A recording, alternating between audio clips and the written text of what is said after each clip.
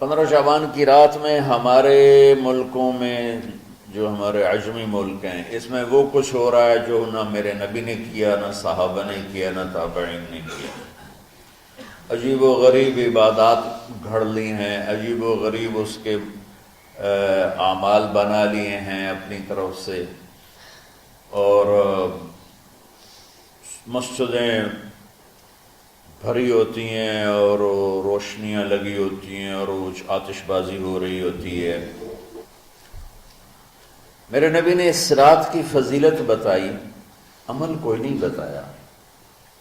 جیسے یہاں کوئی صلاۃ تسبیح کی جماعت کرا رہے ہوتے ہیں، کوئی اجتماعی تہجد پڑھ رہے ہوتے ہیں، کوئی دیگیں چڑھا رہے ہوتے ہیں، کوئی آتش بازی کر رہے ہوتے ہیں، تو وہ اس میں اتنا غلو ہو گیا ہے کہ یہ بھی ٹھیک نہیں۔ اور کچھ علماء نے اس کے رد میں اس کا اتنا انکار کیا ہے کہ اس رات کی کوئی فضیلت ہے ہی نہیں، یہ بھی ٹھیک نہیں۔ اس بیچ کا راستہ، اس رات کی فضیلت میں جتنی احادیث ہیں وہ ضعیف ہیں، لیکن اتنی کثرت سے ہیں کہ ان سب کا مل کر جمع ہو کر کم از کم وہ حسن لغیر ہی تک تو پہنچ جاتی ہیں۔ اور ابن عثیمین رحمۃ اللہ علیہ نے بھی یہ لکھا ہے کہ زیادہ سے زیادہ ان احادیث کے مجموعے سے، چونکہ اگرچہ ضعیف ہیں لیکن کافی زیادہ ہیں، تو وہ حسن لغیر ہی تک پہنچ جاتی ہے۔ تو حسن لغیر ہی سے کوئی عمل ثابت نہیں ہوتا، عمل ثابت ہوتا ہے صحیح حدیث کے سے۔ ایک احادیث کی کثرت سے روایات اور ایک امت کا عمل، کہ امت کا بہت بڑا طبقہ صدیوں سے اس رات کا اہتمام کر رہا ہے، لیکن کچھ عرصہ پہلے تک اہتمام تھا دن میں روزہ رکھنا، رات کو کوئی نوافل پڑھ لینا، کوئی دو چار زیادہ پڑھ لینا، لیکن اب یہ ڈھول تماشے جو اب شروع ہوا ہے اس کا تو کوئی وجود ہی کوئی نہیں ہے۔ تو اس رات کو اللہ تعالیٰ نے مبارک بنایا، اور حدیث پاک میں آتا ہے کہ اللہ تعالیٰ اس رات میں ساری دنیا کے لوگوں کی بخشش فرماتا ہے سوائے 5 آدمیوں، 5 کے سوا سب اہل ایمان کی بخشش ہو جاتی ہے۔ مشرک، المشرک، پہلا مشرک، دوسرا مشاحن، مشاحن کیسے کہتے ہیں؟ دل میں بغض رکھنے والا، کینہ رکھنے والا۔ تیسرا مسبل ازارہ، اپنے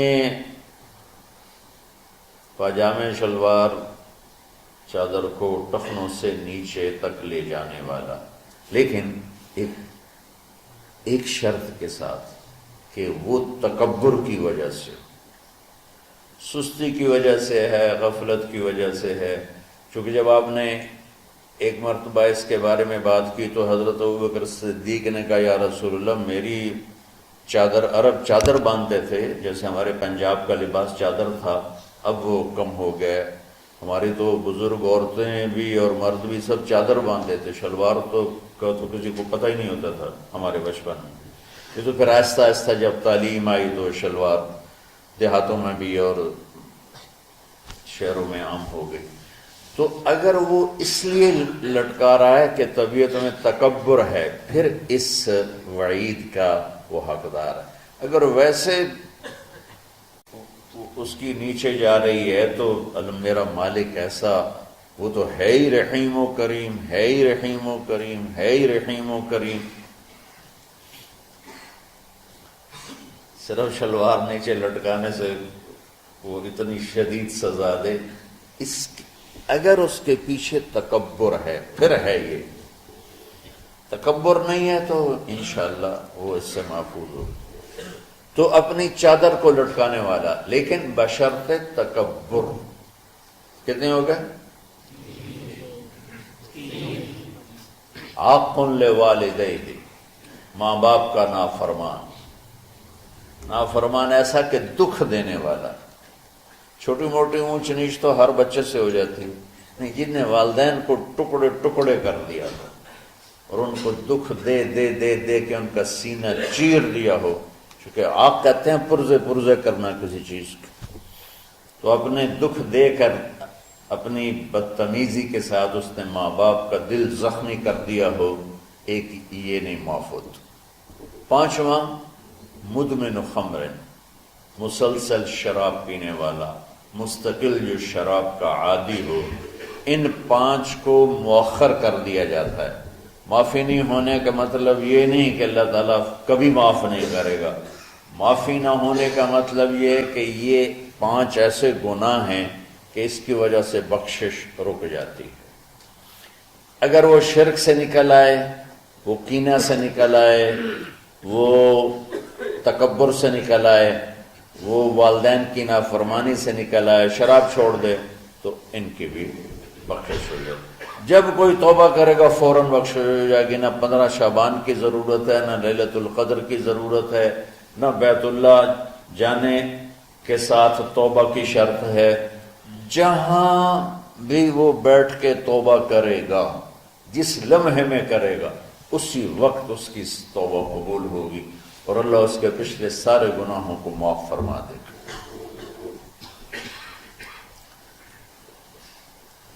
دن کا روزہ، رات کا قیام، زیادہ قیام سے مراد نوافل ہیں، کوئی گھر میں پڑھ لے، کوئی مسجد میں پڑھ لے.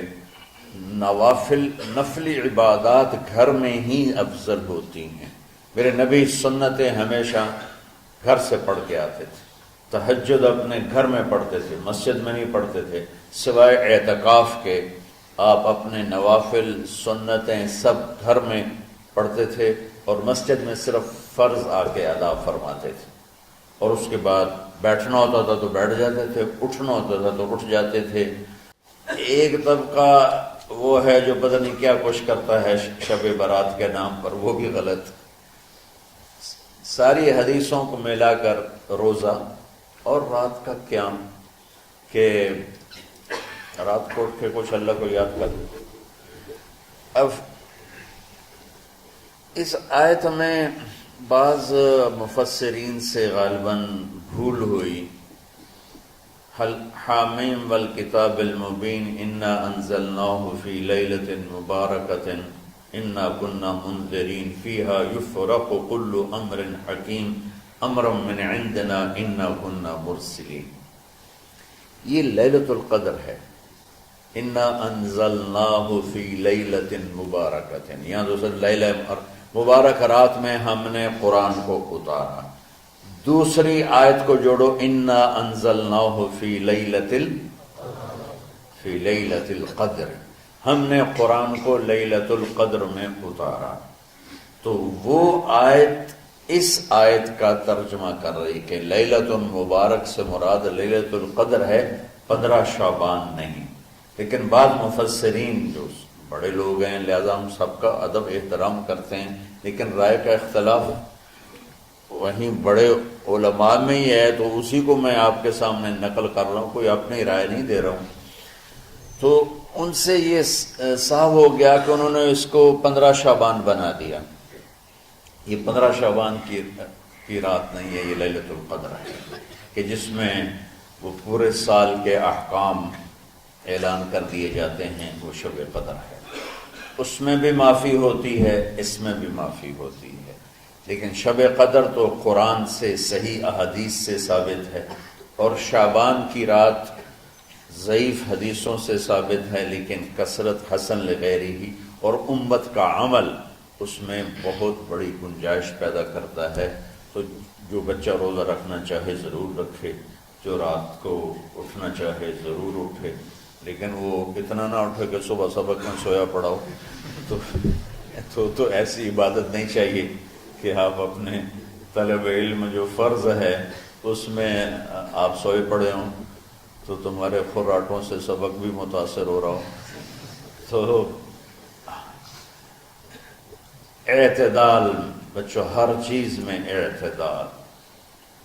تو اس میں یہ جو 5 ہیں، ایک مشرک، ایک مشاہن،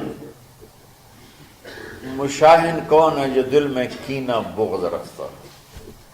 اب میں کہاں سے آنسو لاؤں اس بات پر رونے کے لیے کہ ایک تو دنیا داروں کا بغض کینہ ہے آپس کی لڑائیوں سے، لیکن یہ جو دیندار ایک دوسرے سے بغض، اس قدر بغض رکھتے ہیں کہ کافر بنائے بیٹھے ہیں، ایک دوسرے کو سلام کا جواب نہیں دیتے، جنازے میں نہیں شریک ہوتے۔ اس کا جرم واپس جاتا ہے تاجروں کو نہیں، حکمرانوں کو نہیں، خطیبوں کو، نادان، ہر خطیب نہیں، نادان خطیبوں کو، جو ہر مکتبہ فکر میں موجود ہیں، جو اس شدت کے ساتھ اوروں کی نفی کرتے ہیں اور اپنے آپ کو صحیح کہتے ہیں کہ جیسے باقی سب جہنمی ہیں، سب کافر ہیں، اور صرف ہم ہی صحیح ہیں اور ہم ہی جنت میں جائیں گے اور کوئی جنت میں نہیں جائے گا۔ تو جو کہ اس میڈیا کے ذریعے سے بہت سی امت سن رہی ہے، تو میں دیکھو بچوں ہاتھ جوڑتا ہوں اللہ کے واسطے، دین پیش کرنا، کافر کافر کے نعرے مت لگانا، اور یہ کافر وہ کافر، یہ کافر وہ کافر، اللہ بڑا کریم ہے۔